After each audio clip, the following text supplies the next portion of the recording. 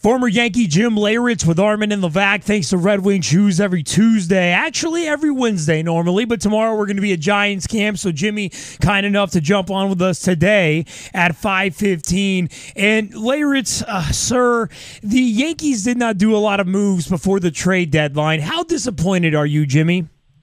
Well, yeah, I mean a little bit. I would have expected, even though they're in first place and they're playing pretty well, I would have expected them to at least maybe get one more arm or possibly upgrade at second base, which I thought or even one of the corner outfield positions, right field especially. I would have thought they might have done something. But, again, it's one of those things we were talking about last week that Cashman seems pretty convinced that they can do with what they have, and also from some of these young kids that can come up from the minor leagues get an opportunity to play. So I think, again, we're talking. They're 5.5 games in first place right now, so they're doing something right.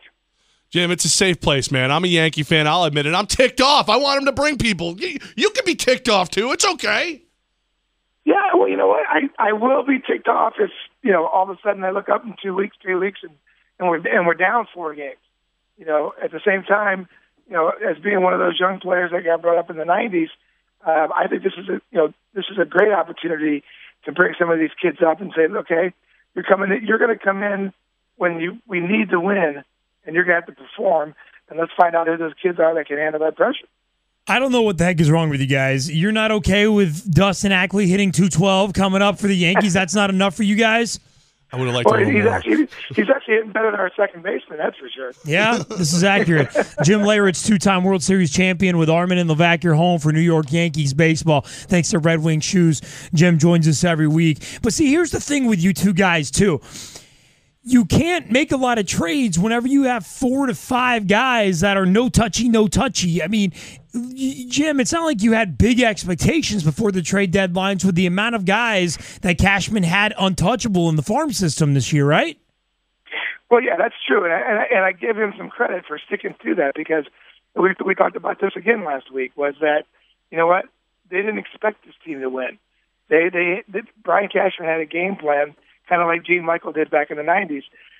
This game plan that we were probably not going to compete, at the level that they're competing right now, but we were going to start building from within again and giving some of these young kids a chance. And I think he's kind of surprised at right now where they are, and at the same time doesn't want to go away from the game plan that they had originated a year ago. So I think that's part of. He doesn't want to give up these young kids because they're just on the cusp of maybe coming up and being able to contribute at the big league level. Now, you know the farm system pretty well because you're there and you get to see these guys a little more than the rest of us. But we know Severino's about to make his appearance. Who else on that untouchable list do you expect, if any, to see this season? Judge, Bird, Mateo, anybody? Well, I think you're going to see Judge. I mean, he's a guy that, depending on the health of Carlos Beltran and what goes on with that, he may get an opportunity. Other than that, I don't think unless Teixeira gets hurt, which could happen, but hasn't happened yet. But you want to see Bird. But I honestly think that with Severino being up there, that's the one guy that they wanted to go. Okay, he's ready, and now we're going to give him that opportunity to pitch in some pressure situations, and to be able to keep us in first place. So, I think the untouchable guys, of all of those, the only other one I think you'll see up this year is Judge. I love Leyritz's optimism on Teixeira getting injured this year. Oh. Like, it'll happen. Don't worry, everybody. Listen, I'm surprised it hasn't happened yet, but he's. I tip my hat. I mean, the guy, supposedly, again, you hear it every year from guys. Oh, I went home and I'm on a new routine. I'm on a new diet. I'm on all this stuff.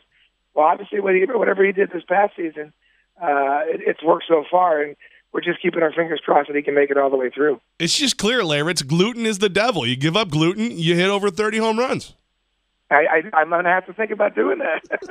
See, but like if you're still playing, giving up gluten is worth it. But like my neighbor Jackie, she gives up gluten and she has no reason. She's just like, I just want to be different. I'm like, then get a bicycle and paint it purple, pink, and blue. Like, you don't have to like be gluten.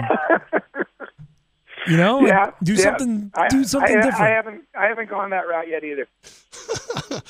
Jim, when we talk about the guys coming up, of course, like we already mentioned, Severino getting his shot tomorrow night. What do you expect from him in his first big league debut game? You got to hope the guy goes 6 good, strong innings. He's going to be amped up a little bit, which could work against him.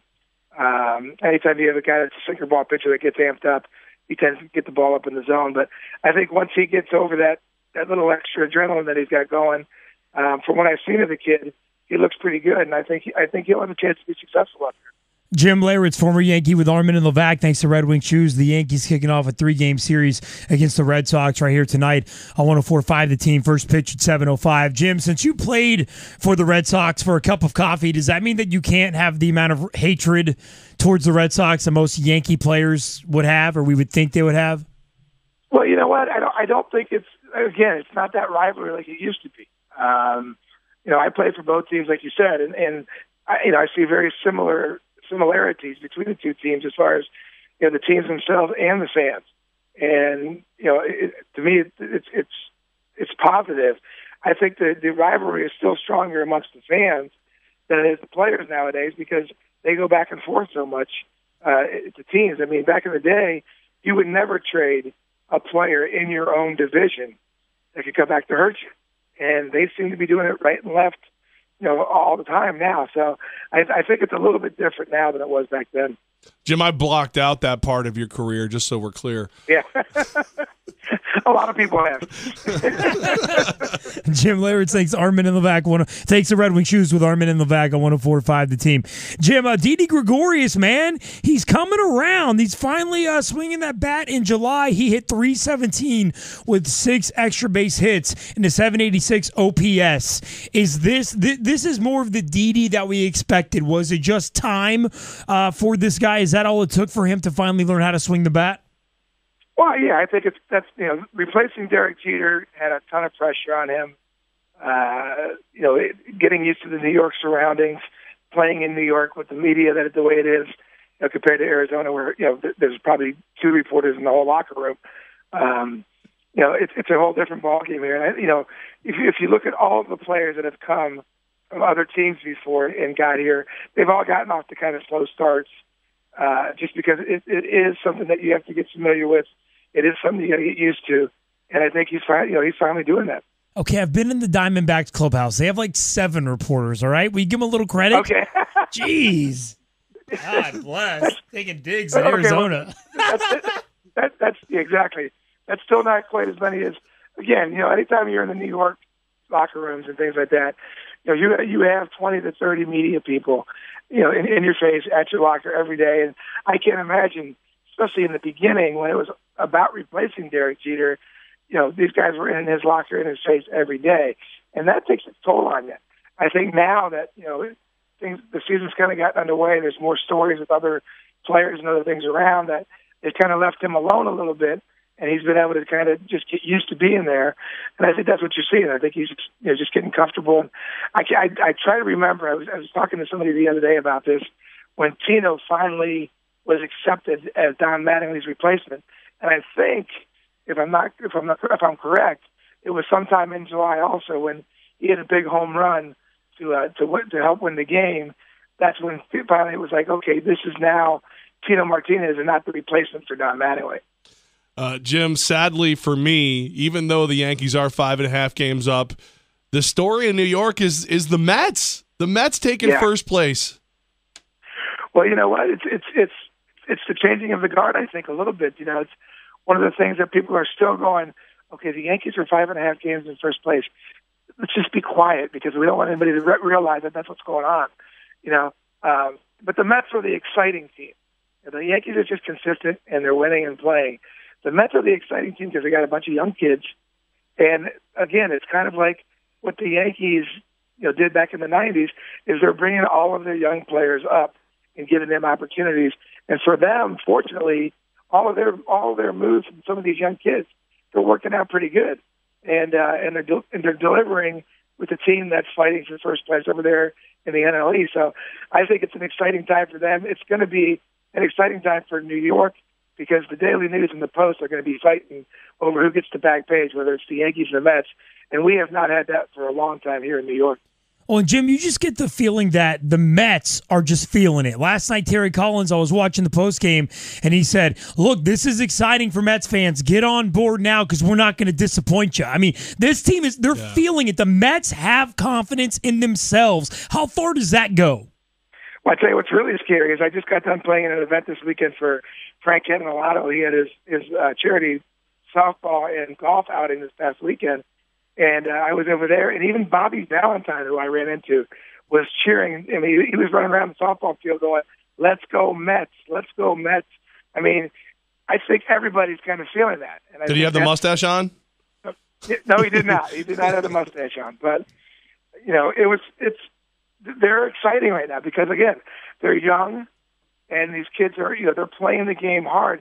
And of course, once they went and got Cespedes, all of a sudden Lucas Duda, has come out of the closet, so to say.